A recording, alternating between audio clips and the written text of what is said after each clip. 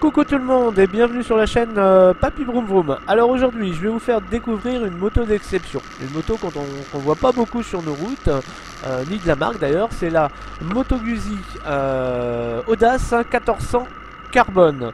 Alors Moto Guzzi on en voyait pas mal jusque dans les années 80-90 et puis ils ont perdu un petit peu de vitesse par rapport à toutes les autres marques. Et puis là avec la vague néo-rétro, ils ont relancé leur gamme pour nous concocter de belles petites bécanes, dont justement la 1400 Audace, et j'espère pouvoir vous la présenter un jour. La V85 TT, le seul trail néo-rétro qui existe à l'heure actuelle.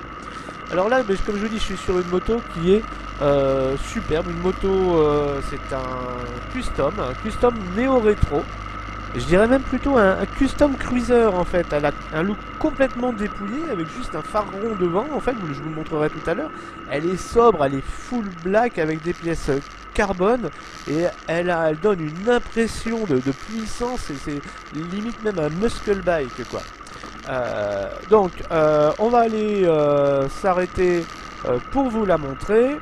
Mais avant tout ça, je voulais donc remercier Track Motor La Rochelle dans la zone des traits, donc le concessionnaire multimarque Royal Enfield, Aprilia, Moto Guzzi. On a aussi du Mage, du Mondial et aussi Kawasaki. Donc merci à eux de nous avoir prêté cette bécane. Et puis bon, je vais aller me mettre dans un beau petit coin pour vous la présenter. A tout de suite.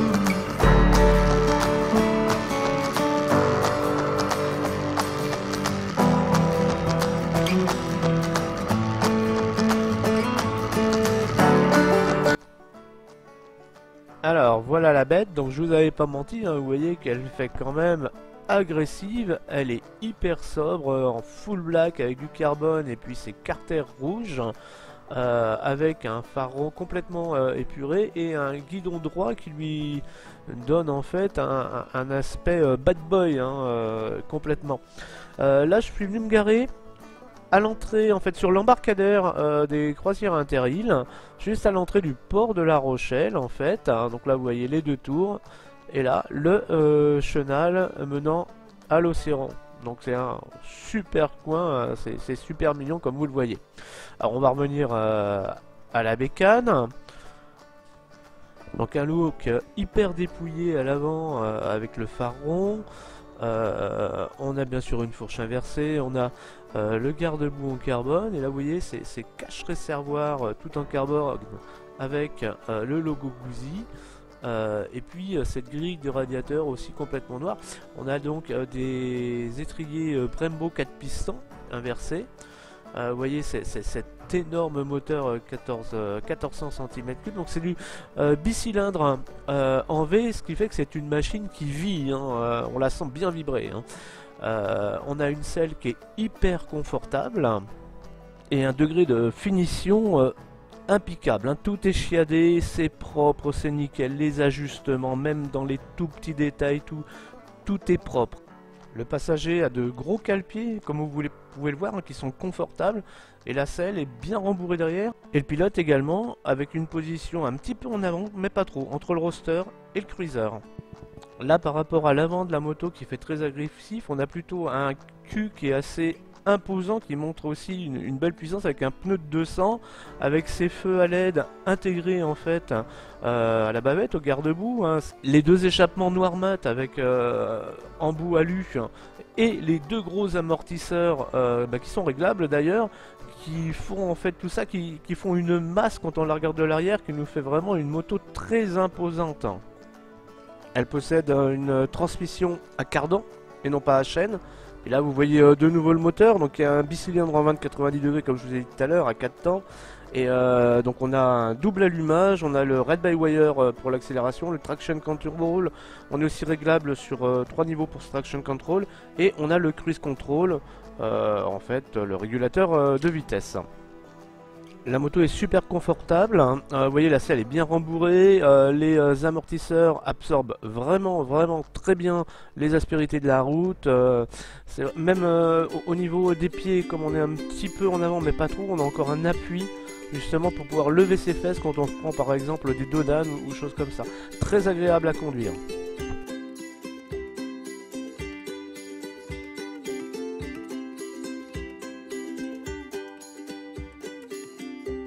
Au niveau du poste de conduite, donc on a déjà un réservoir assez large entre les jambes, qui fait à peu près 20 litres, un guidon super large pour cette position bad boy, et puis pour tout ce qui est indication, donc on a une console centrale à cristaux liquides avec en bas les voyants lambda, en haut en demi-cercle le contour.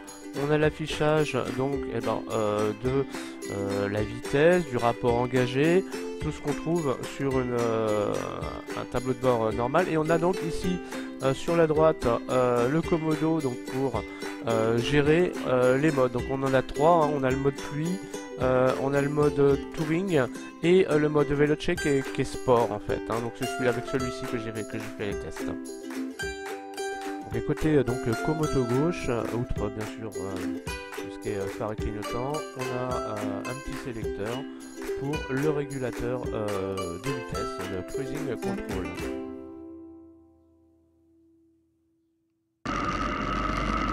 Allez, nous voilà repartis donc pour un petit test roulant.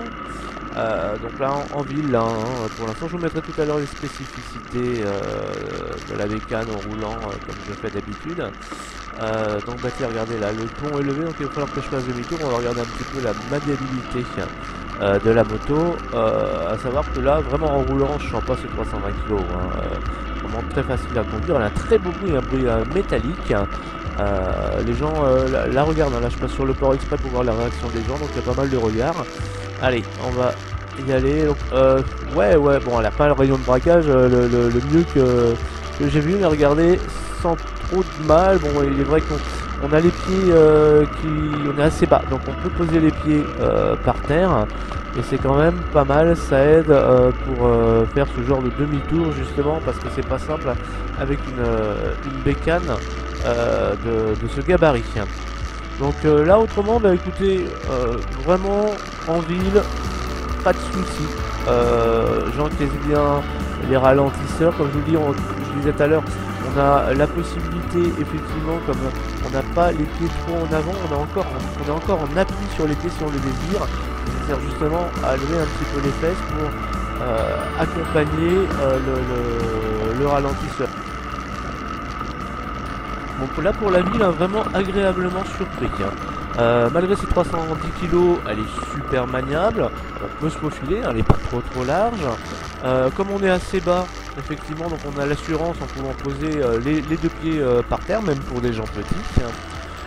Pour le moteur, un bruit mais vraiment agréable, un bruit métallique. Par rapport aux reprises à bas régime ou moyen régime, là en ville, et ben ça part, qu'on soit en 3ème, 4ème, ça repart quand même si on s'est planté dans les vitesses. Elle ne brûle pas, elle cogne pas. Alors la seule chose, et ce qui est rigolo, hein, c'est ce petit moteur justement à angle droit là à 90 degrés. Dès qu'on essore un petit peu la poignée, et ben ça se met à vibrer.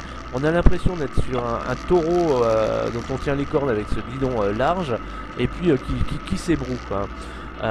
Et puis elle a quand même pas mal, enfin oui, c'est pas quand même, c'est qu'elle a beaucoup de reprises. Regardez là, je vais doubler, voilà, donc on est rendu, on va pas, mais voilà, donc elle tire sur les bras quand même, hein. Je crois, si je m'en souviens bien, qu'elle a 121 Nm du couple, et on est sur du 90 chevaux, donc ouais, ça avance, mais c'est très souple à conduire. C'est dans la simplicité en fait, on va dire ça comme ça.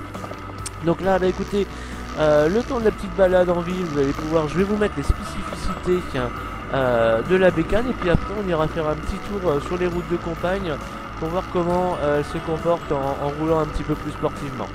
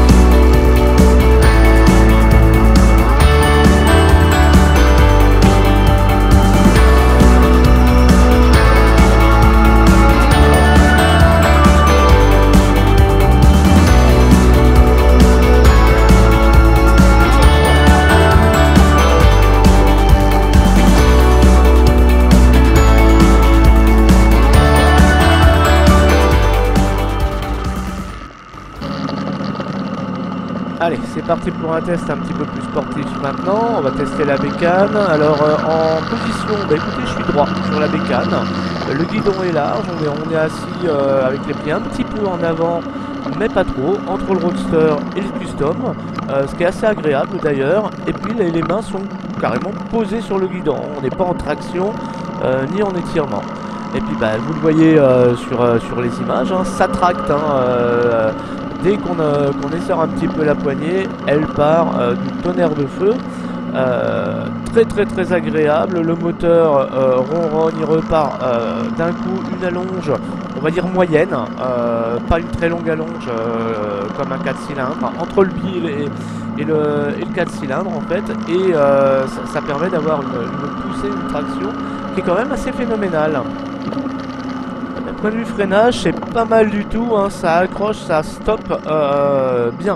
Alors il y a quand même 310 kg à stopper, donc les freins sont quand même super performants, je dirais, puisque elles s'arrêtent en un rien de temps. Alors on est en plus sur du sécuritaire, hein, puisqu'on a de l'ABS et de l'anti-trekking, donc vraiment un freinage mordant et sûr.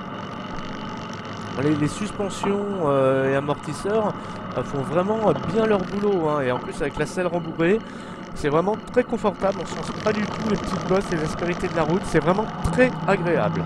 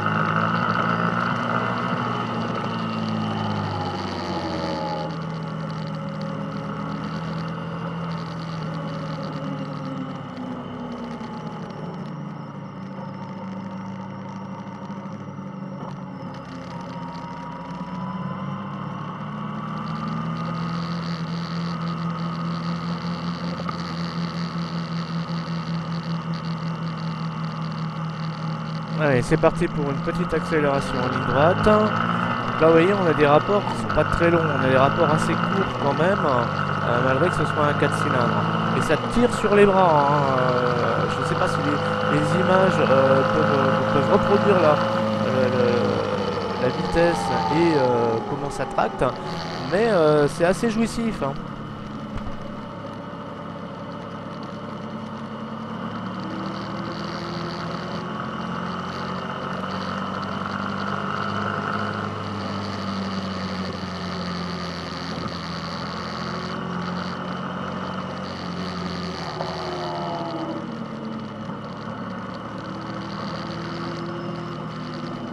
En plus, la moto est vraiment très maniable, hein. Elle n'a pas peur de se pencher dans les courbes. Alors oui, je la pencherai pas comme un roadster ou comme une sportive, mais il n'y a aucun souci pour prendre des courbes à une vitesse un petit peu élevée.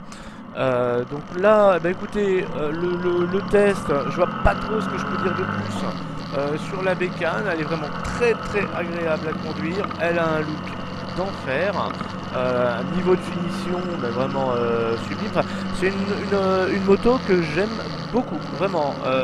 Je suis pas custom et pourtant elle me ferait bien envie, vous voyez, donc comme quoi certaines motos peuvent faire changer les a priori par rapport à certains styles de bécane. Bah écoutez, je vais vous mettre donc une petite virée là comme ça en musique, vous regardez ou pas si vous le voulez, hein. Là je vais m'arrêter de parler. Et puis bah, je vous souhaite une belle journée. Sachez qu'on est dans le 17 et que bientôt il y a les Pères Noël de Noël. Donc c'est pour une bonne cause. Donc n'hésitez pas à aller vous inscrire à Emeline, vous regardez sur Facebook. Donc les Pères Noël du 17. C'est pour les enfants malades, donc allez-y, n'hésitez pas, ça coûte rien, c'est 3 € le casque et on se retrouve tous pour une petite virée. Je voulais donc de nouveau remercier Track Motor à La Rochelle qui m'ont prêté cette bécane, et là cet après-midi je vais faire le test d'un monstre, hein, quelque chose de complètement radical, le Tuono V4 1100 Factory. Donc bah en ce moment j'ai un petit peu de boulot, donc je prends un petit peu de retard sur le montage vidéo. Mais ça va venir dans la foulée, hein. Il va falloir que je me retire les doigts comme on dit. Alors bah écoutez, je vous laisse sur de la petite musique, de la moto, et puis alors bah, surtout si ça vous a plu, n'hésitez pas à liker, n'hésitez pas à faire des commentaires. Ceux qui ont des motos Guzzi, bah dites-moi ce que j'ai oublié, ça peut m'aider pour la suite. Et puis bah, abonnez-vous surtout, ça me ferait plaisir. Allez, ciao tout le monde, je vous mets la petite musique.